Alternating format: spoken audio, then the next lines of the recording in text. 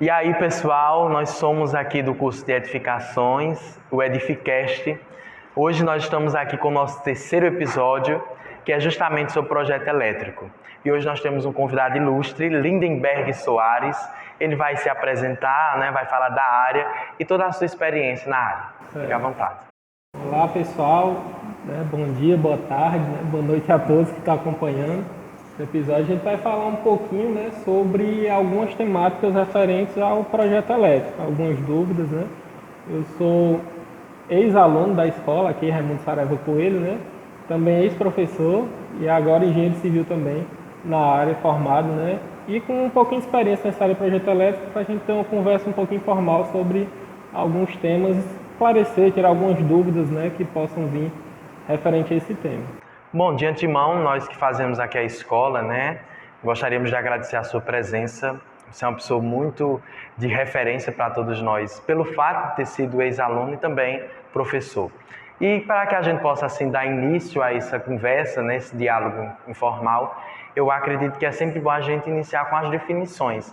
E o que seria projeto elétrico, O que é projeto elétrico? Projeto elétrico é um dos projetos que é dito como complementar, quando na verdade ele faz parte de todo um arranjo que é necessário para a construção de alguma edificação, seja residencial, comercial. E no projeto elétrico, mais especificamente, vem tratar de alguns aspectos referentes à eletricidade, desde como ela chega, a maneira como ela pode ser distribuída, quais os tipos diferentes que existem, por exemplo, entre rede monofásica, bifásica, trifásica. E com a formulação, a confecção, vamos dizer assim, do projeto elétrico, fica mais viável a gente entender as necessidades do cliente, ou da pessoa que vai estar ocupando aquela residência ou comércio, e dimensionar de maneira mais adequada. Por exemplo, um fato bem simples que pouca gente sabe é a questão da tonalidade da luz, por exemplo, com relação à cor da luz. Geralmente é dada em unidades Kelvin, que é a unidade de coloração. Pouca gente sabe, é mais voltado para a área da arquitetura, mas não custa nada a gente também conhecer um pouquinho sobre isso, que quanto mais a tonalidade é clara, ou seja, por exemplo, como o ambiente que a gente está aqui, tem uma luz mais clara, ela é voltada para ambientes de produtividade, para trabalho, para escola, para formar esses ambientes que tenham um pouco mais de produtividade, digamos assim, que é necessário se trabalhar. Já para ambientes mais aconchegantes, como por exemplo o quarto ou a sala de casa, o ideal é uma luz que tenha uma iluminação com menor intensidade de Kelvin, ou seja, uma luz mais amarela. Entendeu? Que ela já traz para o próprio corpo um sentido de relaxamento, traz uma tranquilidade maior. Então, só um pequeno detalhe com relação à coloração da luz já traz toda a diferença com relação ao tipo de ambiente que a gente se encontra, Perfeito. É importante ter esse entendimento, Porque às vezes a gente vê aí quarto com uma luz que tem essa intensidade maior e a gente também às vezes vê alguns deslizes técnicos, E daí, quais esses principais problemas que a gente encontra dentro dessa questão elétrica, Eu acho que quando a gente vai principalmente na questão empírica, tem muito a desejar, tem alguns erros. Muitas das vezes, a gente enquanto formação técnica, desde técnico, engenheiro, enfim, qualquer área de formação técnica, o objetivo principal é que a gente consiga conhecimento ao longo de todo esse período, para aliar forças, digamos assim, com os conhecimentos adquiridos ao longo da vida, conhecimentos empíricos, que são muito importantes, digamos assim. Muitas coisas que a gente, enquanto técnicos, não sabe, pela experiência de vida, essas pessoas já trazem na bagagem, E vice-versa também. A gente também tem muito conhecimento teórico aprendido ao longo da formação, que muitas vezes as pessoas não conhecem. Voltado especificamente para os problemas que mais acontecem, geralmente é o mau dimensionamento das instalações. Por exemplo, não é previsto uma instalação futura, por exemplo, vamos trazer aqui uma residência. É tido um projeto voltado para uma residência de um casal que acabou de se casar, por exemplo. Só existe o marido e a esposa, vamos supor. E não tem a perspectiva futura de que essa família vai aumentar, vai vir os filhos, ou então vai vir algum outro parente, um pai, um avô, morar naquela residência, e acaba que o dimensionamento acaba sendo mal feito, por conta que é visto só para o presente, não faz uma perspectiva a médio e longo prazo, por exemplo. Sim. Então, são alguns pequenos problemas que dá para ser evitado com um pouquinho de conhecimento. Não na parte teórica, mas sim conhecimento do cliente, conhecendo quais são as suas necessidades.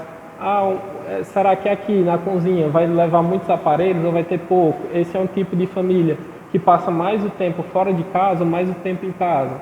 então faz mais um home office, né, como está acontecendo geralmente devido à pandemia. Então, todas essas questões devem ser levadas em consideração para o correto dimensionamento. A gente vê alguns exemplos como um ambiente grande, por exemplo, como esse, que só uma tomada, por exemplo, né? Então, a questão do dimensionamento, tanto quantitativo quanto de potência dessas tomadas. Não adianta também a gente ter um ambiente, uma sala com 40 tomadas, sendo que a potência é bem baixa para a utilização delas. Se a gente utilizar a primeira, a terceira talvez nem consiga carregar algum aparelho, né?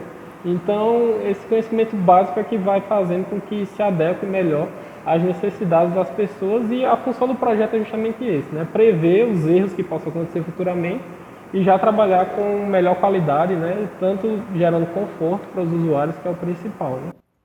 Como eu estagiei justamente no escritório de projeto elétrico, lá muito recorrentemente aparece projetos de reforma de projeto elétrico, porque os circuitos não estão aguentando o que já foi colocado a mais. As pessoas não pensam nesse a longo prazo, que faz um projeto com o que tem agora, aí coloca um ar-condicionado, coloca mais um chuveiro elétrico, aí tem que fazer uma reforma completa só para encaixar esse novo aparelho. Esses dias, há um tempinho atrás, a gente foi visitar um galpão de siderurgia, que mexe com metais e tudo, e lá tinha tanta coisa a mais que todo dia, o disjuntor geral do lugar caía, e estava começando a dar problema no servidor da empresa e nos computadores. Aí a gente foi lá, fez uma visita, aí foi o trabalho que tinha que medir todo o armazém para pegar a medida, aí tinha que achar todos os pontos elétricos. Aí outro dia seguinte a gente foi para pegar os circuitos, foi testando lá. Acabou que a gente fez, e aí fez o projeto e mandou para lá não arquiteto, mas é para fazer a assinatura, está tudo certo. Mas é muito recorrente problemas assim. E por isso que é importante também a gente, quando faz o dimensionamento do circuito, né, deixar alguns circuitos reserva também. Outro ponto que é muito importante, que pouco se fala, mas o pessoal não tem mão de obra qualificada. Às vezes até o pessoal entende bem do assunto, das instalações, só que o que acontece são que não utiliza materiais de boa qualidade. Então é como se eu for fazer um bolo. Se eu fizer um bolo, se eu não tiver os ingredientes de boa qualidade, eu posso ter o melhor confeiteiro, né? Que o bolo não vai sair com bom sabor, né? Então, muitas vezes acontece na parte das instalações elétricas, fios que tenham pouca seção de cobre, geralmente o pessoal vende mais barato, compra pelo preço, né? Então, o que vai conduzir a eletricidade, como a gente sabe, né, são os condutores, no caso o cobre de uma fiação. Se eu compro uma seção nominal que ela tem pouca área de cobre, e ela tem mais plástico, né, mais borracha, vamos dizer assim, cobrindo, então ela não vai ser um bom condutor elétrico, né? Ela vai ter uma dimensão nominal especificada, porém a quantidade de fios, a quantidade de unidade de cobre que vai ter naquela seção vai ser pequena e vai acabar não transmitindo de maneira adequada a eletricidade para aqueles pontos que foram mencionados, né? Agora em dezembro nós estávamos na igreja e estava uma comemoração, né? E daí, além do gasto que já tem muitas luzes, né, ventiladores, enfim, foi colocada aquelas luzes de LED, né, aqueles refletores. Sendo que não colocaram, como você bem pontuou, os fios específicos. Foi aquele fio de extensão normal, né? E daí a tensão não aguentou, a extensão ela ficou muito quente, começou a derreter o plástico. E daí, na sua visão técnica, o porquê isso aconteceu? Existem diversos fatores, né, vamos dizer assim, que podem ocasionar isso. Na NBR, que vai ser bem recorrente a gente falar sobre ela, né, que é a NBR 5410, que trata sobre instalações elétricas prediais de baixa tensão, muitas das vezes a questão da fiação, do dimensionamento dos condutores, mais especificamente, por exemplo, que a gente chama popularmente eletroduto, né? Esse dimensionamento leva em consideração tanto a seção nominal do fio, quanto a quantidade de fiação que passa por ela, justamente devido ao calor, né? Porque, como a gente sabe, a energia ela é transformada, tanto ela vai ser dissipada como corrente elétrica, como também é gerado calor. Pelo efeito Joule. Né? Pelo efeito Joule também é gerado calor. Então, como o fio, provavelmente nesse caso, não tinha as dimensões adequadas, ele foi transformado a energia mais em calor do que em corrente elétrica, né? Então, pode ter ocasionado isso. Então, a questão da qualidade dos materiais, como já foi falado, a questão do dimensionamento correto dos fios, tudo isso são fatores que influenciam tanto para um bom funcionamento da instalação elétrica, quanto o contrário também, para mau funcionamento da instalação elétrica, né? Então, todos esses fatores influenciam diretamente. Aí, algumas pessoas que não têm tanto conhecimento no assunto dizem, não, mas eram só luminárias de LED. LED não tem uma quantidade de potência, vamos dizer assim, de energia que uma fluorescente ou com uma lâmpada incandescente tem. Realmente, as lâmpadas de LED têm um consumo menor de energia. Mas será que a quantidade dessas luminárias já vai influenciar diretamente nesse consumo, né? Será que aquelas tomadas que foram ligadas ou as instalações que foram feitas, estava previsto que ia ter uma sobrecarga naquele período específico, né? Muitas vezes esses pontos que são pequenos detalhes acabam passando despercebidos e ocasionando que aconteça algumas coisas, digamos assim, que indesejadas, né? É muito interessante esses problemas, sobretudo a gente trabalhar na resolução.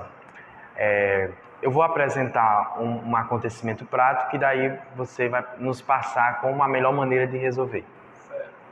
Visitando uma escola, a gente identificou que teve todos os ar-condicionados, né? A central de ar, 2 em cada sala de aula, sendo que só poderia ligar 2 de uma única sala, porque a potência ela não aguentava, né? Caía a carga, digamos assim. E para resolver essa situação, o que a gente pode passar, o que a pessoa, né, enquanto dirigente dessa escola, pode fazer para que esse problema possa ser resolvido? Pronto. Muitas das vezes o que acontece, como também já foi dito, foi a questão da não prospecção do futuro, não planejamento para um futuro, né? Possivelmente, no início da instalação dessa escola, pode ser que tenha sido projetada inicialmente sem ar-condicionados e ao longo do tempo foi se modernizando, né, logicamente, colocando os aparelhos e acabou que a potência instalada, digamos assim, que é um termo técnico que a gente utiliza para a quantidade de energia que é deslocada para aquela unidade, não seja suficiente para atender aquelas necessidades. Então, por isso, como por exemplo, a gente está aqui no Ceará, né? Aqui a concessionária é a Enel. Quando a gente vai pedir uma instalação de ligação nova na Enel, eles já têm uma tabelinha já pré-feita, né? Já trazendo assim, ó, o que é que vocês vão ter de aparelhos elétricos na casa que vai ser pedida a instalação? A gente vai ter, por exemplo, na residência, só trazendo um exemplo para associar com a escola, né, que foi dito. Na residência a gente vai ter máquina de lavar roupa, vai ter ferro de passar, vai ter televisão e tal. Então você vai preenchendo aquilo, vai fazendo um quantitativo de potência necessária para ser utilizada. A partir daquele cálculo, eles já têm uma base se vão ser necessária a instalação de uma unidade monofásica ou trifásica, por exemplo. Então, se eu tenho uma previsão inicial de utilizar uma quantidade X, né, de quilowatts para aquela unidade, e se eu ultrapasso aquele valor, pode ser que mesmo que eu troque 10, 15, 30 vezes o disjuntor, não vai conseguir resolver aquele problema. Porque o problema está justamente no abastecimento da energia. Não que a Enel tenha feito o dimensionamento errado, mas que foi passado informações equivocadas, por exemplo, e quando foi montado a instalação não suportou aquelas cargas, né? Então, mesmo que você tenha aqueles aparelhos uma quantidade estipulada de energia, você acaba acontecendo isso, que não vai conseguir se utilizar todos os aparelhos ao mesmo tempo. É necessário escolher qual tipo de aparelho vai utilizar para evitar que ocorra uma queda de tensão, né? Perfeito. Por que é importante, né, o dimensionamento dos disjuntores para esses circuitos diferentes, né? Como você bem pontuou, diante dessa situação. Por que é importante esses disjuntores? Basicamente, a divisão de circuitos, né, como vocês já têm um pouquinho de noção, e a gente, não só em projeto elétrico, mas na vida, a gente aprende fazendo, não literalmente pegando a mão na massa, mas com experiência, né? Exato. Tanto com outros projetos, ou até erros de outras pessoas, é muito importante a gente conhecer ou reconhecer que errou também e ver erros de outra pessoa para tentar não cometer os mesmos erros, né? O que acontecia na maioria das residências, principalmente aqui na cidade de Juazeiro do Norte, que a gente pode falar um pouquinho, né, que a maioria mora aqui. A maioria dos projetos feitos anteriormente não tinha um cuidado, uma preocupação na divisão de circuitos. Era dimensionado só o disjuntor geral pela própria concessionária e aquele disjuntor servia para toda a residência.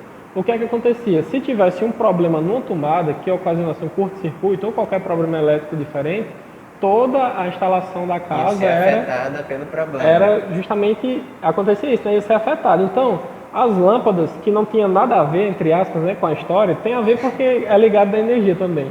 Mas se a tomada tivesse problema, toda vez que colocasse algum aparelho naquela tomada, as luzes caíam. E acabava que poderia queimar uma lâmpada, ou até uma televisão, outra coisa, enfim.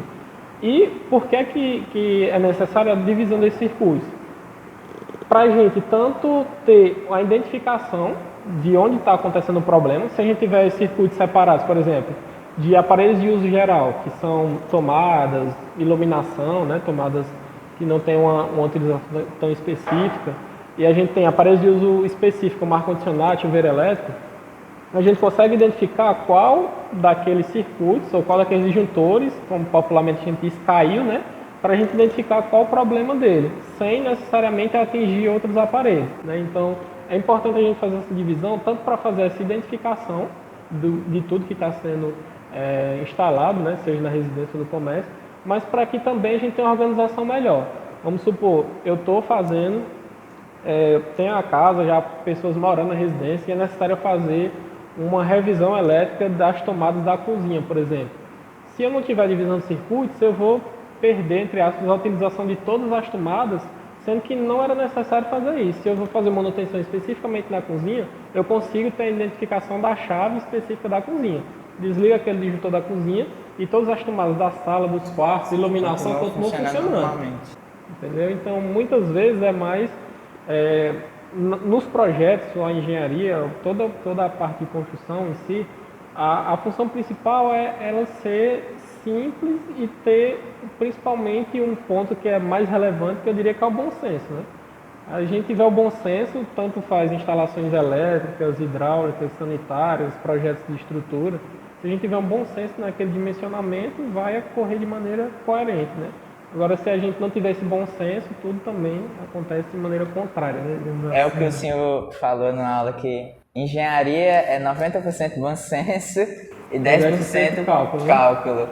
Lá na empresa, a logística que a gente usa para a divisão de circuito é assim, um circuito somente para iluminação, pode ser uma iluminação geral, iluminação interna e externa, aí um circuito um circuito de tomada para área específica, tipo cozinha, como o senhor falou, que é o que geralmente mais tem, um circuito só para as cozinhas, e tem circuitos divididos até certa tensão para as tomadas em geral da casa. Vamos dizer, até uma carga de 2.000 watts, é um circuito, passou disso já vai outro circuito. Para ter também essa questão de segurança e praticidade, identificação de problema. E em aparelhos como ar-condicionado, que a gente tem aqui na sala, ou chuveiro elétricos, portão elétrico e máquina de lavar, é um circuito para cada, porque geralmente esses aparelhos têm uma potência mais elevada, são aparelhos únicos. Então é feita essa divisão também, para ficar cada um bonitinho, cada um com seu disjuntor, seguro, e é isso. Lindenberg, olha, o rapaz aí lembra muito bem da aula, viu? A gente fica feliz, né? Feliz. De fato, as aulas elas fomentavam muito esse conhecimento prático e técnico, né? É importante salientar também, em uma aula, um curso intensivo que eu participei, a eletricidade, né, esse projeto elétrico, tanto na iluminação quanto que se refere a essas utilizações, ela também está atrelada à questão arquitetônica, né? Sim. Eu vi, tem um museu em Dubai que ele tem um jogo de luzes, né? E daí eu acredito que também, no que se refere a essa quantidade de lâmpadas, né? No que a intensidade dessa luminosidade, ela está atrelada à questão arquitetônica. Sim. Por exemplo, digamos que o projeto elétrico ele fomenta que deve ter, um exemplo, 10 lâmpadas em determinados locais, né? Mas porventura o projeto arquitetônico não possa contemplar, né? Como se proceder diante desse fato? Existe uma área mais específica da arquitetura, mais propriamente falando, né? A gente, enquanto engenharia, não tem muita profundidade nesse assunto, mas só a nível de curiosidade que chama a questão luminotécnica, né? Que é o dimensionamento luminotécnico. A coloração das paredes, o tipo de tonalidade e refletividade do piso, são todos fatores que influenciam na boa iluminação do ambiente. Se eu tenho tonalidades mais escuras da parede, eu não vou ter uma refletividade maior delas, por exemplo. Se eu tenho já tonalidades mais claras, acontece que a luz que está iluminando esse ambiente vai ser refletida na parede e, consequentemente, vai ter uma aparência de ambiente mais claro, né? Então, toda essa questão de estudo das cores, questão de tonalidade, paredes, piso, até de forro, influencia diretamente nessa questão de luminosidade. Então, não só na área de engenharia, mas todas as áreas, elas têm que andar em conjunto, né? A gente, enquanto engenheiro, tem que andar em conjunto com o arquiteto para observar quais os detalhes arquitetonicamente mais bonitos e mais viáveis para aquele determinado projeto, né? Tem que também ter uma viabilidade de não só manter a arquitetura esteticamente bonita, se ela não for funcional. Então, todas as áreas elas se correlacionam, né? Muito interdisciplinar, como a gente chama, né? E a gente vai ver todas essas questões que tem que realmente andar junto, né? Os conhecimentos têm que ser agregados para somar mais, né? Para a gente aprender mais. Não só para ficar aquela coisa engessada, né? Eu sou engenheiro, só faço projeto quadrado. Se não me der um círculo, não tem que ser um corpo quadrado, uma forma definida, não. A gente tem que trabalhar, se desafiar também. E com isso é que a gente vai tendo experiência, vai ganhando conhecimento e fazendo com que fique de maneira mais adequada, né? Na questão de quantidade de lâmpadas e tudo, lá onde eu trabalho, pelo menos a gente usa o método de lumens, que é a gente pega uma área do ambiente e multiplica assim, tem um fator de demanda de ambiente. Vamos dizer que a gente está num corredor. Um corredor não precisa ter uma quantidade, a gente fala, de luminância muito grande, porque é um lugar de transição. Não é um lugar mais específico de trabalho, tipo assim, um corredor vai ser menos iluminado que uma mesa de trabalho de componentes eletrônicos, que são peças pequenas, que precisa de uma boa iluminação, para que vai ter ligando fio, não sei o que, não sei o que, não sei o que. Então, tem essa questão de, vamos dizer, é uma sala de aula, um escritório de trabalho, geralmente vai ter mais luz do que lugares mais comuns, como a sala de uma casa, de um quarto, de um corredor. Tem a questão também de hiperdimensionamento. Que é bem comum. Esses dias eu fui numa casa, fazer uma visita, eu liguei a lâmpada do banheiro, chega doeu assim, chega doeu. Se que o sol tava sair com o olho assim, esse é o problema do hiperdimensionamento de um lugar. É justamente como a gente estava conversando, a questão do economicamente viável, né? Porque se for para fazer dar certo, a gente faz dar certo, né? Mas a questão, a gente vai fazer dar certo de uma maneira econômica e viável, né? Porque, como diz a história, se for para fazer, a gente faz de todo jeito, né? Agora a questão é fazer de maneira coerente, né? De acordo com o que as normas estabelecem, e também de maneira que fique viável economicamente, né? Então, como você lembrou bem da questão do fator de lumens, são todos esses cálculos que vão influenciar diretamente, e é um conhecimento que a gente adquire que serve para a nossa vida de maneira geral, né? Então, desde de um projeto que seja necessário fazer o cálculo correto de dimensionamento, como também até a nossa própria experiência no local. A gente entra, acho que a gente até estava conversando, né, em off antes de iniciar, e às vezes a gente fica viciado, né, nessas coisas assim, que a gente entra no lugar e já diz logo, eita, essa tomada aqui tá errada. Pega um olhar técnico tão grande, todo lugar que eu vou agora, eita, tem pouca tomada. Vou olhar, né? Ou a iluminação, podia ter uma lâmpada aqui, outra ali, lá mesmo em casa. Você abre uma porta e a questão do interruptor está do lado oposto da porta. Isso aqui no escuro vai ficar bom para a gente ligar a luz, né? Mas enfim. Então, isso é muito interessante, essas trocas de experiência, né? A gente fica muito feliz quando o Edificast ele proporciona essa apresentação de experiência enquanto técnico e também enquanto representante da equipe estagiário na área. Isso é muito interessante. E para que a gente possa, assim, já partindo para o encerramento, a gente viu a importância, né, assim, de maneira que vocês fomentaram muito bem, e também eu acredito que o projeto elétrico, a eletricidade, ela está em muitos ambientes, né? Um evento, por exemplo, eu percebi que tem projeto elétrico, né, inclusive... Até projeto de instalações provisórias, né? É necessário que façam de projeto elétrico, mesmo que seja um dia ou 3 dias, mas tem que ter um circuito, uma metodologia. metodologia. No estágio, o projeto elétrico e seria uma festa, né? E daí eu gostaria de saber de você, né, enquanto técnico, hoje engenheiro civil, né? Qual a importância do projeto elétrico nos dias, né, atuais e também toda a trajetória na construção civil? A eletricidade, né, trazendo lá para o contexto histórico, né, para a gente não se prolongar muito, né, vem evoluindo de acordo com a evolução da humanidade, né? Inicialmente não se existia eletricidade, né, e tal. Então, com o passar do tempo, foi se desenvolvendo toda essa questão do desenvolvimento do ser humano enquanto ser sociável e tal. E tudo isso também veio junto com o conhecimento sobre a eletricidade. E o correto domínio, ou não diria nem domínio, mas o correto entendimento sobre esses parâmetros é de sua importância para a gente que haja uma comodidade, uma harmonia.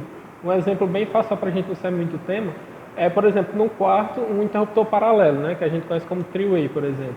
Existe four-way, three-way, enfim, mais um three-way, que são interruptor paralelo, né? 2 interruptores acionam a mesma lâmpada, né? A mesma lâmpada. Então, por exemplo, você entra no quarto Você liga a lâmpada do quarto, obviamente, para você ver o ambiente e tal. Vamos supor que você vai dormir. E não fica, vamos dizer assim, confortável você desligar a luz para ir no escuro se deitar. Sair do conforto da cama, para ir pro interruptor. E o avanço da humanidade vem junto com isso, né? Você procurar melhoras, né? Então, o que é que a gente faz? No dimensionamento do three-way, você entra no quarto, acende a luz, se deita na cama, faz todo o que você quiser fazer com a luz ligada. Quando você fosse deitado, do lado da cabeceira da cama tem outro interruptor que desliga, né? Apagou a luz. Desliga a iluminação, sem precisar você se levantar para desligar a luz, por exemplo. Então, tudo isso vem, digamos assim, que não só o projeto elétrico, mas de maneira geral a evolução, vem trazendo mais comodidade ao ser humano. E o correto entendimento, principalmente da parte de projeto elétrico, faz com que você utilize esse conhecimento para a sua comodidade, né? Como, por exemplo, já entrando em outras áreas, não só na construção civil, existem agora alguns projetos de carros que são movidos a eletricidade, né? É o futuro que já está chegando. Por exemplo, a gente vê na região muito grande a questão da instalação de placas solares, por exemplo, de instalações de placas solares, né? Tanto devido ao elevado custo aplicado, né, pelas concessionárias, como também devido à necessidade de pensar economicamente no futuro, né? Às vezes assim, não, o projeto é caro de uma instalação de placa solar, mas é um investimento. E quando você vai ver o custo-benefício, né, que a gente chama na engenharia econômica, né, de payback, que é o tempo de retorno. Se eu faço investimento, eu tenho que estipular quanto tempo eu quero ter aquele dinheiro ou recurso de volta. Então, quando você analisa o payback, é muito viável você fazer aquilo. Se você não faz a instalação de um projeto solar, por exemplo, você sempre vai manter pagando aquela conta do valor X. Já quando você faz aquilo ali, você aumenta um pouquinho o valor, vou desprender mais recurso aqui, mas lá na frente eu vou ter um ganho que vai compensar esse investimento que eu estou tendo. Esse investimento está certo. Perfeito. Então, vem muito disso, assim, de buscar... O avanço, né? Até mesmo da tecnologia, como você bem pontuou. Para que a gente possa encerrar, você pode fazer suas considerações finais. Mas agradecer a oportunidade, né, de estar prazer aqui totalmente nosso. Junto com vocês, né, de estar conversando um pouquinho sobre os assuntos, né, é sempre bom a gente conversar e até aprende um pouco mais, né, tanto como a gente sempre falava nas aulas, eu aprendo com vocês diariamente também, vocês aprendem comigo e na vida é uma troca de experiência, de aprendizados, né, e espero que a gente se encontre no futuro bem próximo, né, na vida profissional. Claro. Se Deus quiser. E no mais é só isso mesmo, só agradecer mesmo. Então, em nome da escola e também da equipe do terceiro episódio, nós gostaríamos de agradecer o seu sim pelo convite, né? Posteriormente, com a equipe da produção editado, você terá acesso.